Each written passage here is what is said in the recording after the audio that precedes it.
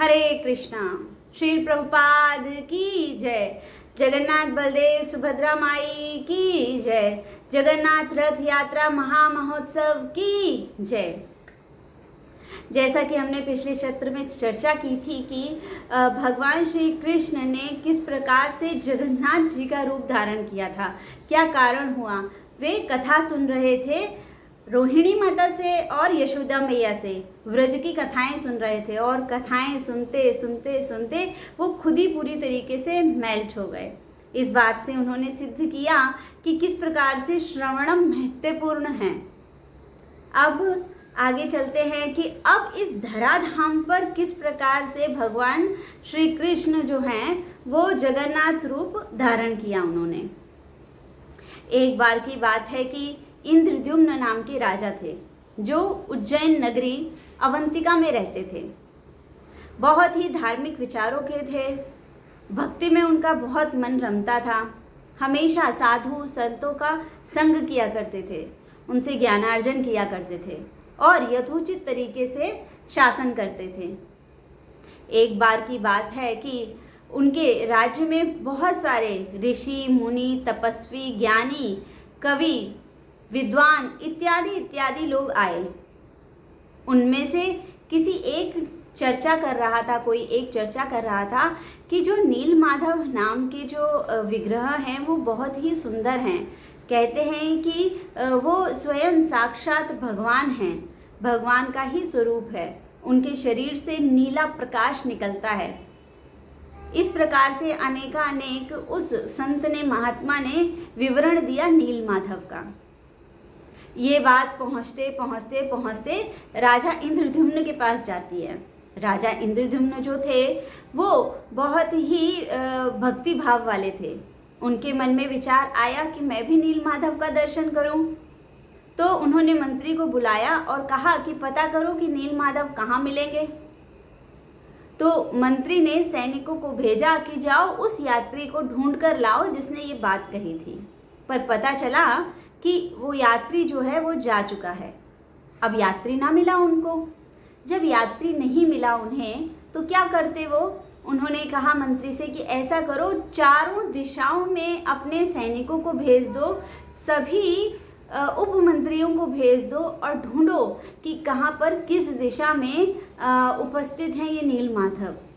मैं चाहता हूँ कि मैं नीलमाधव का दर्शन करूँ। उन्होंने कहा ठीक है। अब मंत्री ने सभी को बुलाया और सभी को अनेकानेक चारों दिशाओं में भेज दिया। मंत्री के ही भाई थे विद्यापति, जो कि बहुत ही बुद्धिमान थे।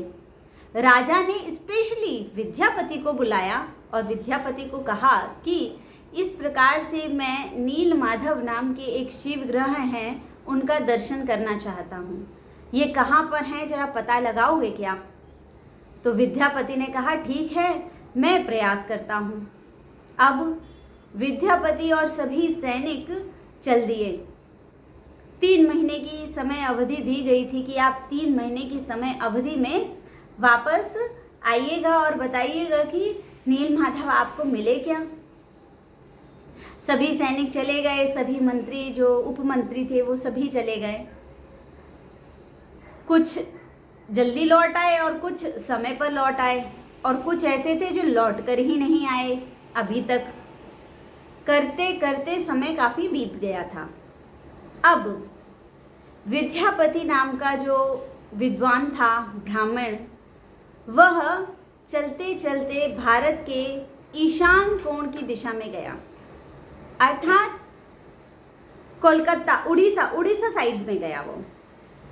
जब वह वहाँ जा रहा था, वहाँ पहुँचा तो उसने देखा कि वहाँ पे बहुत ही सुंदर आभा है। वहाँ के जो पेड़ पौधे फूल वृक्ष फल इत्यादि जो हैं वो बहुत ही मनमोहक हैं, बहुत ही सुंदर है। वहाँ पर एक आध्यात्मिक तेज उपस्थित है।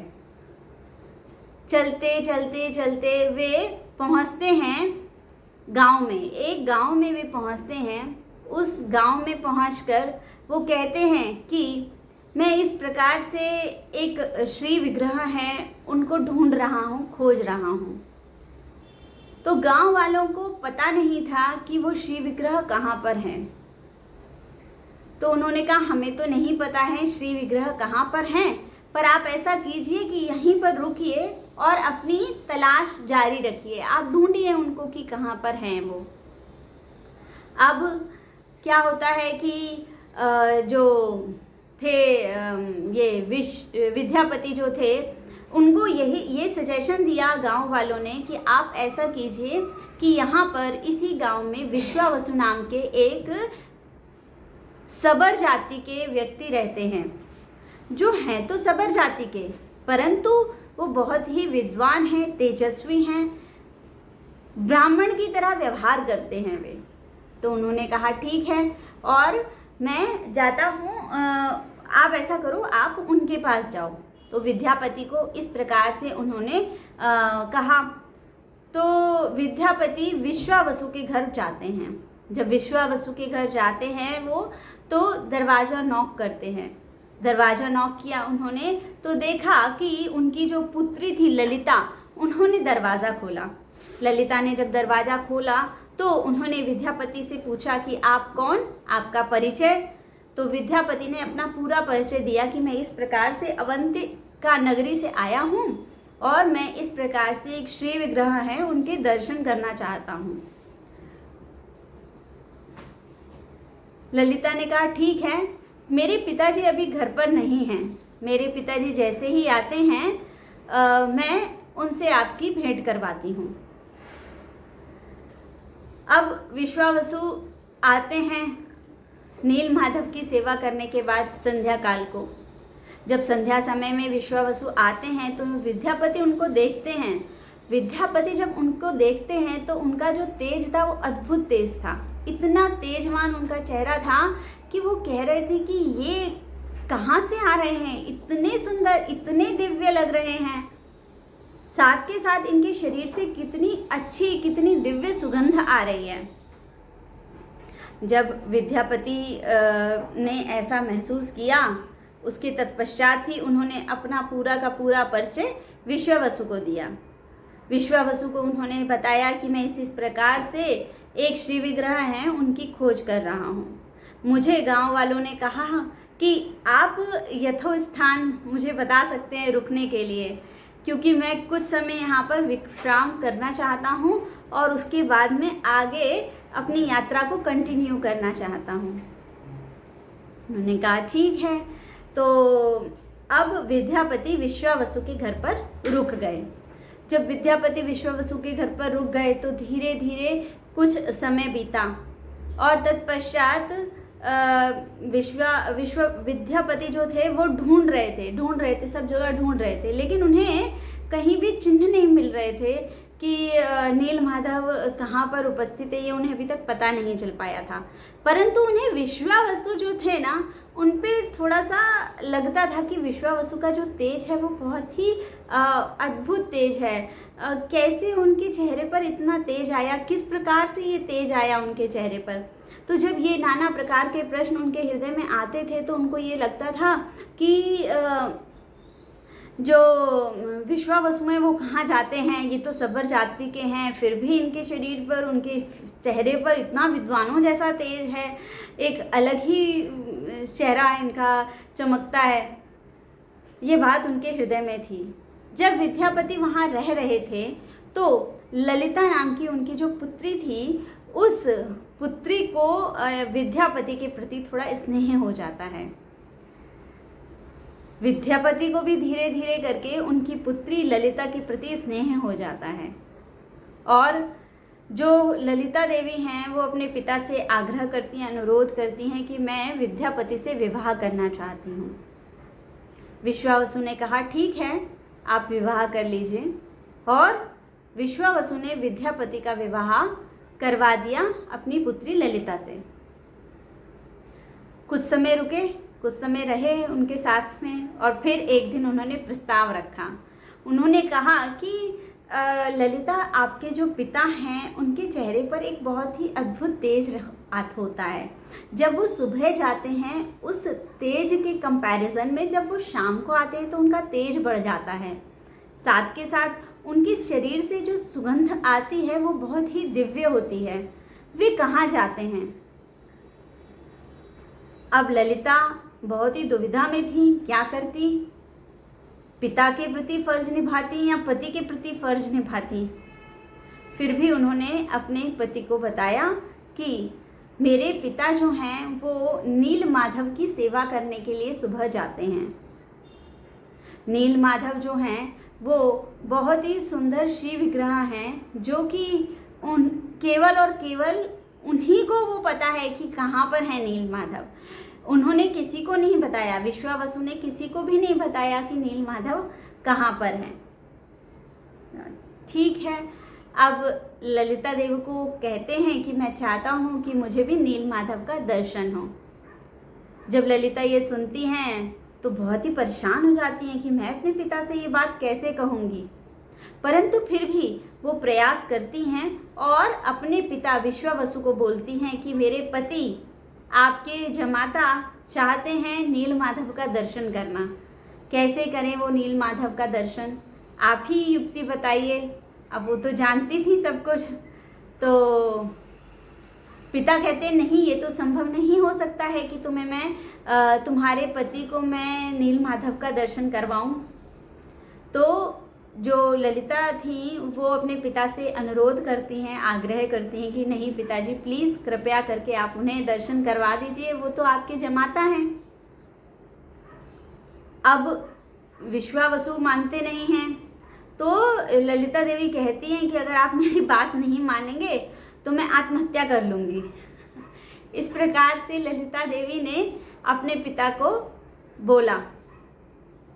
तो उनके जो पिता थे थोड़ा दुखी हुए और उन्हें समझ में आ गया कि कोई उपाय नहीं है, मुझे ना विद्यापति को दर्शन करवाने पड़ेंगे नील माधव के।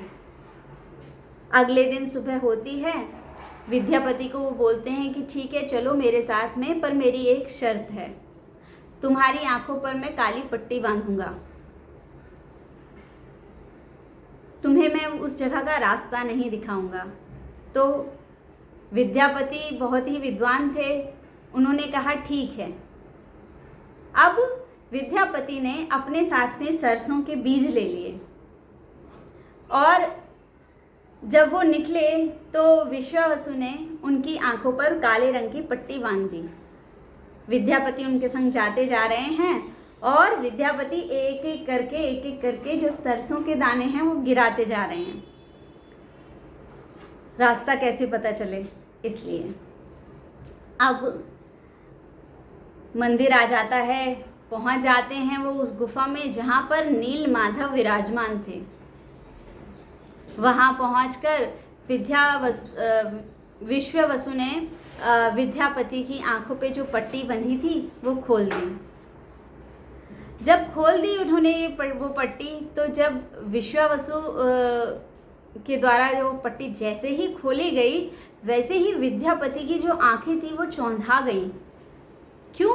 क्योंकि इतना प्रकाश आ रहा था, इतना दिव्य प्रकाश था। वो नीले रंग की मणि कहते हैं, जो भगवान का हृदय था वो नीले रंग की मणि में परिवर्तित सा हो गया था और उससे वो इतना प्रकाश निकल रहा था कि वो पूरी गुफा जो थी वो नीले प्रकाश से भर गई थी और वो पूरा प्रकाश बाहर आ रहा था। उस आध्यात्मिक स्वरूप का दर्शन करके वो अपने आप को बहुत धन्य समझ रहे थे और उन्होंने दर्शन किया उस नील माधव के रूप में चतुर्भुज नारायण का। चूंकि भगवान श्री कृष्ण स्वयं थे वे। किस प्रकार से भगवान श्री कृष्ण स्वयं थे वे? ये बात है द्वापर युग की, जब भगवान श्री कृष्ण इस धराधाम को छोड़ रहे थे। ये उस समय की बात है। जब उन्होंने इस धराधाम को छोड़ा तो किस प्रकार से छोड़ा था आप सभी को पता होगा कि एक शिकारी थे, वो शिकार करने के लिए जा रहे थे और उन शिकारी ने सोचा कि ये हिरण का मुख है और उन्होंने तीर मार दिया। जब तीर मारा तो वह तीर भगवान श्री कृष्ण के पैर में लग गया और तभी उनकी मृत्यु हो गई। उस शिकारी को पता चला कि अरे मेरे द्वारा ये मृत्यु हो गई अनजाने में, तो उन्होंने बहुत विलाप किया, बहुत विलाप किया। तो भगवान श्री कृष्ण ने उन्हें ढांढस बंधाई और कहा कि तुम्हारी कोई गलती नहीं है इसमें, ये मेरे ही कर्मों का फल है। इसलिए हमें हमेशा ध्यान रखना चाहिए कि हम जो भी कर्म करते हैं उसका फल हमें आज मिलेगा, कल मिलेगा या कभी मिलेगा, पर मिलेगा ज़रूर। इसलिए हमें हमेशा सोच समझ कर ही कोई भी कर्म करना चाहिए।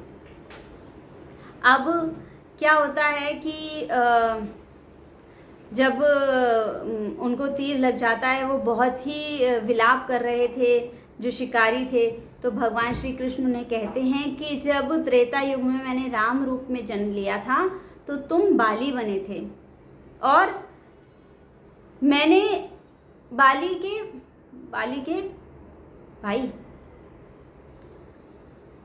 बाली बने थे, बाली थे ना, तो मैंने तुम्हें उस समय तीर मारा था। उस तीर का वो जो तीर था वो तुम्हें मैंने जब मारा था, तुम्हारी कोई गलती नहीं थी, मेरा तुमसे कोई बैर नहीं था, परंतु फिर भी मैंने तुम्हें वह तीर मारा था। तो उस तीर के एवज में, उस तीर के रिएक्शन में आज मैंने वो तीर तुमसे ग्रहण किया, इसमें तुम्हारा कोई भी दोष नहीं है। उन्होंने कहा अच्छा ऐसी बात है, परंतु फिर भी उनके जो हृदय का दुख था वो कम नहीं हो रहा था। उसी समय उस शिकारी ने अपने शरीर को चिता रूपी अग्नि में दाह कर दिया। भगवान श्री कृष्ण ने उनको कहा कि मैं तुम्हारी भक्ति से बहुत प्रसन्न हूँ, निश्चल भक्ति है तुम्हारी, मैं तुम्हारे द्वारा सेवा प्राप्त करना चाहता हूँ। तुम विश्वावसु नाम से सबर जाति में जन्म लोगे और मैं तुमसे उस समय पूर्ण सेवा प्राप्त करूँगा। तो जो शिकारी थे वो बहुत ही प्रसन्न हुए। अब भगवान श्री कृष्ण का जो शरीर था उसको अग्नि दी गई, पूरा शरीर लीन हो गया, विलय हो गया पंच महाभूतों में, परंतु हृदय बच गया उनका। तो जो हृदय था उनका, उसने एक नीलमणि का रूप धारण कर लिया, और कहते हैं कि वह जो नीलमणि रूपी हृदय था वो बहते बहते बहते बहते उड़ीसा पहुंच गया था, और उस नीलमणि को स्वीकार किया था विश्वावसु ने और उसकी पूजा की थी उन्होंने। तो ये जो नील माधव हैं वो भगवान श्री कृष्ण का हृदय है ना। कितना हिलाने सा वाला फैक्ट है ये, सत्य है ये। अब जो विद्यापति थे उन्होंने भगवान से प्रार्थना की, नाना विधि नाना प्रकार से उन्होंने मंत्रोच्चारण किया और नील माधव को प्रसन्न किया। अब नील माधव का दर्शन करने के पश्चात विश्वावसु विद्यापति को लेकर वापस आ गए, आंख पर पट्टी बांधकर, सेम उसी तरीके से। जब विद्यापति को वो ले आए, कुछ दिन, थोड़े ही दिन, कुछ ही समय वे रुके विद्यापति वहाँ पर, और फिर उसके पश्चात में विद्यापति चले गए। विद्यापति चले गए कहाँ पर? उज्जैन नगरी, राजा इंद्रद्युम्न के पास में। राजा इंद्रद्युम्न के पास पहुंचकर उन्होंने सारी बात बताई, पूरी घटना बताई। ये बात होते होते 6 महीने व्यतीत हो गए थे। इंद्रद्युम्न ने सुना इस प्रकार से वहाँ पर भगवान उपस्थित हैं, नील माधव उपस्थित हैं। उन्होंने तुरंत अपनी पूरी की पूरी सेना तैयार की और बोला कि चलो उड़ीसा चलते हैं हम सभी, और नील माधव को प्रणाम करते हैं, उनके दर्शन करते हैं, उनकी सेवा करते हैं। राजा इंद्रद्युम्न अपने सैनिकों के साथ में, अपने मंत्रियों के साथ में पहुंच जाते हैं उड़ीसा नगरी। विद्यापति उनको उस गुफा में ले जाते हैं जहां पर नील माधव थे। तो पाते हैं कि अरे नीलमाधव तो अब यहाँ पर विराजमान ही नहीं है। हालांकि नीलमाधव के जो शरीर से प्रकाश पुंज आ रहा था, जो उनके शरीर से अद्भुत दिव्य सुगंध आ रही थी, वो अभी भी थी उस गुफा में। तो ये तो पता चल गया था कि हाँ, वो यहीं उपस्थित थे। अब विद्यापति विश्वावसु के पास जाते हैं और उनसे कहते हैं कि कृपया करके आप मेरे राजा इंद्रद्युम्न को नीलमाधव के दर्शन करवा दीजिए। तो विश्वावसु जो थे वो दर्शन नहीं करवाना चाहते थे। वो नहीं चाहते थे कि कोई भी नीलमाधव का दर्शन करे।